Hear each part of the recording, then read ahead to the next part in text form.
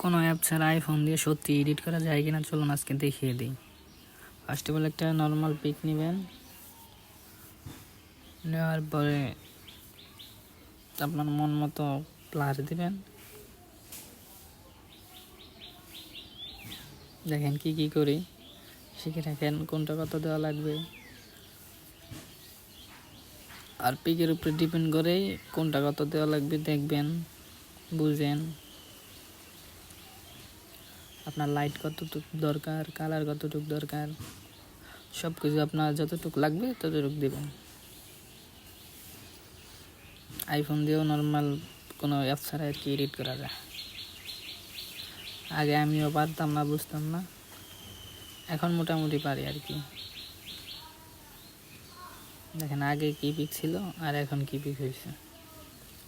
আপনি চাইলে আরও কালার করতে পারবেন, আরও ব্লার করতে পারবেন, আরও হার্ড করতে পারবেন এই আইফোন দিয়ে।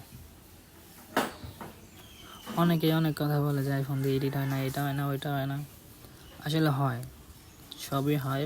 পারলে সব কিছুই সম্ভব, আর না পারলে কিছুই হয় না, এটাই আর কি।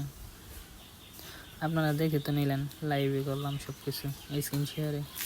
আপনারাও চাইলে আইফোন দিয়ে এরকম কোনো অ্যাপ ছাড়া এডিট করতে পারেন।